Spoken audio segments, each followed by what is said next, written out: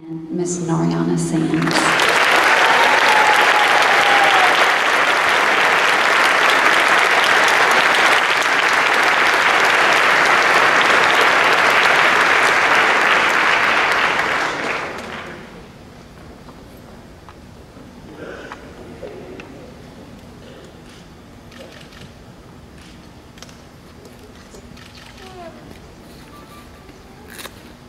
A leader has the vision and conviction that a dream can be achieved. He inspires the power and energy to get it done.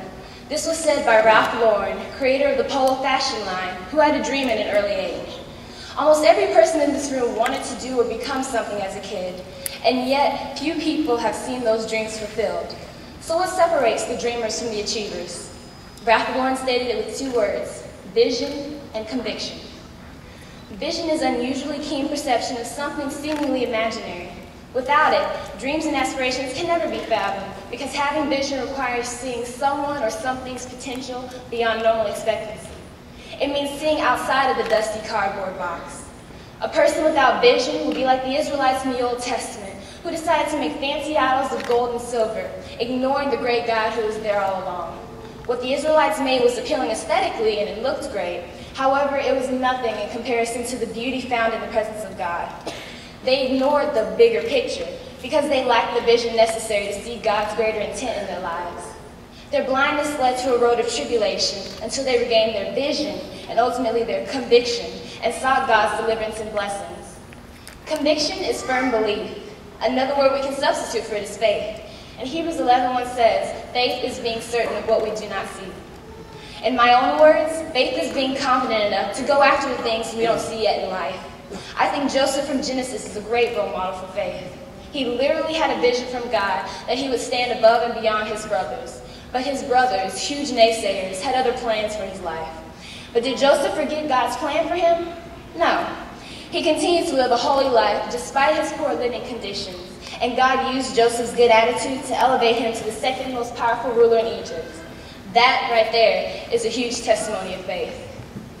I stand here today as a testimony, living proof that dreams can and will come true. I stand here before you today because I envisioned myself on this stage years ago and firmly believed that I could get here with the right amount of determination and dedication. Ralph Lauren said, "A leader inspires the power and energy to get the job done." That means the leader not only motivates himself to be productive, but he also motivates others in the process. Throughout these 12 long years at Trinity, my family, along with the faculty here, have been my motivators, always showing confidence in my abilities and contributing to my well-being. Mrs. Hennessy invited me and my mom to the church, and we've been members ever since. The wardrobe that led to Narnia was open when Miss Wilson read to us. Grammar was a cinch to learn in Mrs. Johnson's class. We belted out chants and rhymes that most of us remember today, 7 years later. Mrs. Kearns emphasized the importance of cursive writing and reading, rewarding with candy when we did well. Mrs. Vail showed me the beauty of jazz music. And Mr. Skinner made research papers interesting. I don't know a teacher who would let me research Wolverine from X-Men. Mrs. Wolf provided a roadmap for writing college essays and resumes, which turned out to be one of the most useful tools I had while applying to schools. Mrs. Smith somehow made books by Charles Dickens and Shakespeare a little interesting with her extravagant but memorable stories and comparisons. Mr. Colin reminded me to always hide God's word in my heart. Coach Williams was a lifesaver when I was injured, especially this year when I was diagnosed with tendinitis in my knees. His reference to a sports clinic was a huge part of my recovery. Coach Allen and Coach Marshall always encouraged me to be a leader on and off the volleyball and tennis courts. And these men and women, along with many others, each contributed to my success in school. But the greatest inspirations in my life have been my mother, my aunt, and my grandmother. Together, they taught me how to be self-sufficient, how to make smart decisions, and how to have lasting, loving relationships with people and with God. My aunt taught me how to be creative through writing and drawing when I was about 6 years old. She showed me the power of words and pictures. My grandmother taught me that it's okay to make mistakes. And boy, did I learn that the hard way. As a perfectionist, mistakes and bad decisions are nearly fatal to my pride.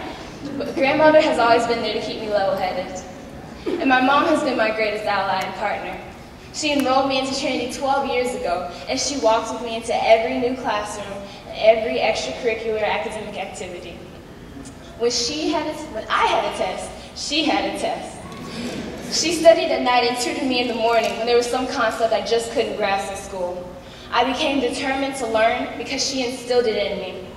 Despite working all day, she came to almost every one of my sports games, and there were dozens, including the ones 2 hours away at Trinity, at Tyler. My teammates used to always ask, "Hey May, is your mom coming?" Though I'm sure they knew the answer. Of course she was. I found strength in my abilities and even my weaknesses because she believed in my potential. I couldn't be the girl that I am today, the young woman that I am becoming, without her leadership in my life. And I thank God for her and the many people over the years who believed in my success, who believed that I could stand here today. And to my classmates, I say, never, ever, ever give up on your dreams. Every day is a new day to see what God has in store for you. You don't know what you can achieve or how far you will go until you put your mind, heart, and body into it and push until you see fruition. Believe in yourself and believe in God. Try new things and test your limits. Even when it seems like your dreams are broken or dashed to pieces, vision and faith allow you to pick up the remaining pieces, refit them, and create a new dream like a mosaic, equally beautiful as the first dream, though different. It's okay to fail, but never ever give up, because God never will. May this day mark the beginning of a new journey and a new dream come true. Thank you.